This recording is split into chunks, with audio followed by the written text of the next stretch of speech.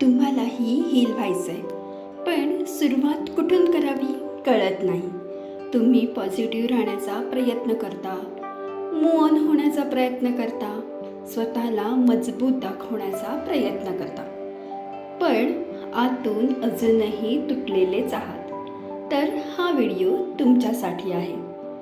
कारण हीलिंग म्हणजे फक्त एका दिवसात सगळं विसरणं नाही, तर स्वतःकडे परत येण्याचा एक सुंदर प्रवास आहे. आणि आज आपण त्या प्रवासाची पहिली पायरी समजून घेणार आहोत. नमस्कार, मी कविता.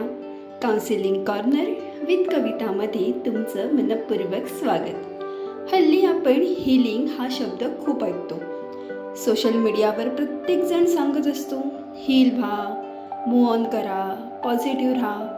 पण खरंच हीलिंग म्हणजे नेमकं काय आणि त्याची सुरुवात नेमकी कुठून करावी याचं उत्तर अनेकांना माहिती नसतं. म्हणूनच आजचा हा व्हिडिओ. चला तर मग सुरुवात करूया आपल्या या सुंदर प्रवासाला. सर्वात आधी आपण जाणून घेऊया हीलिंग म्हणजे काय. आपल्यापैकी अनेकांना वाटतं हीलिंग म्हणजे सगळं विसरणं.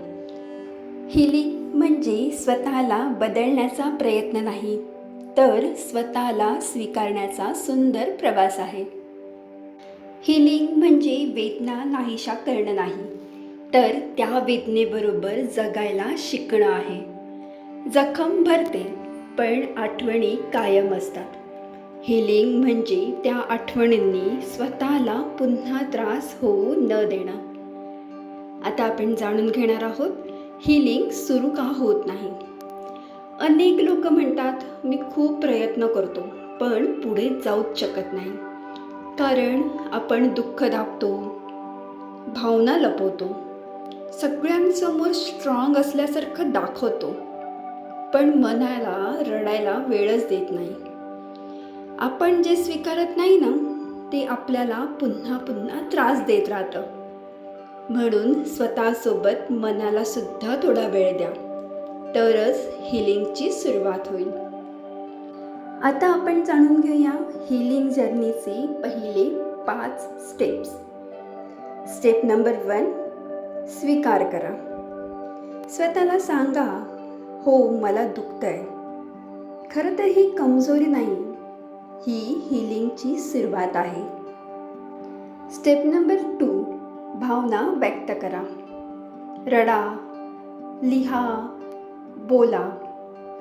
विश्वासू व्यक्तीसोबत तुमच्या भावना शेअर करा.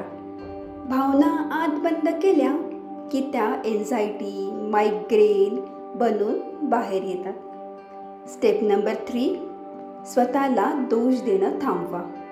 प्रत्येक गोष्टीसाठी स्वतःलाच दोष देऊ नका. तुम्ही त्यावेळेस जे योग्य वाटलं ते केलं. भूतकाळ आपण बदलू शकत नाही, पण वर्तमान काळातले निर्णय मात्र बदलू शकतो. स्टेप नंबर 4, स्वतःची काळजी घ्या. हीलिंग म्हणजे फक्त मेडिटेशन नाही. हीलिंग म्हणजे पुरेशी झोप, healthy food, walk, prayer, deep breathing आणि बाउंड्रीज सेट करणं. दिसताना ह्या सवयी खूप लहान दिसतात, पण आपल्या आयुष्यात खूप मोठे बदल घडवतात. आणि स्टेप नंबर 5, मदत मागायला अजिबात घाबरू नका. जर वेदना खूप खोल असेल तर काउन्सिलरची मदत घेणं योग्य आहे. जसं आपल्या शरीराला डॉक्टर लागतो की नाही, तसंच मनालाही कधी कधी आधाराची गरज असते.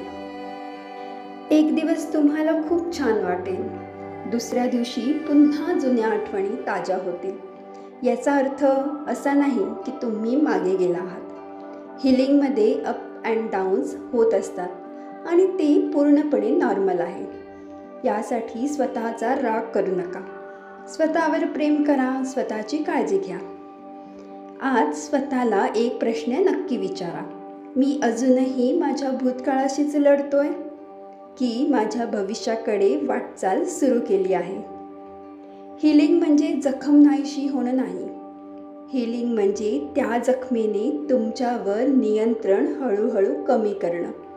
आणि त्या दिवशी तुम्हाला समजेल की तुम्ही तुटलेले मुळीच नव्हतात.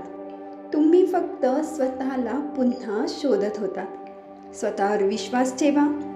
एक छोटंसं पाऊल आत्ताच उचला. कारण प्रत्येक हिलिंग जर्नी एका छोट्या निर्णयापासून सुरू होते. जर आजच्या या व्हिडिओमधील एक जरी गोष्ट तुमच्या मनाला स्पर्श करून गेली असेल तर कमेंटमध्ये हिलिंग लिहा आणि हा व्हिडिओ त्या व्यक्तीला नक्की शेअर करा जी आजही शांतपणे स्वतःशी लढत आहे. मी कविता. पुन्हा भेटूया काउन्सिलिंग कॉर्नर विथ कविताच्या नव्या एपिसोडमध्ये. तोपर्यंत स्वतःची काळजी घ्या, स्वतःशी प्रेमाने वागा, स्वतःवर भरभरून प्रेम करा, कारण आयुष्य खूप सुंदर आहे. श्री स्वामी समर्थ.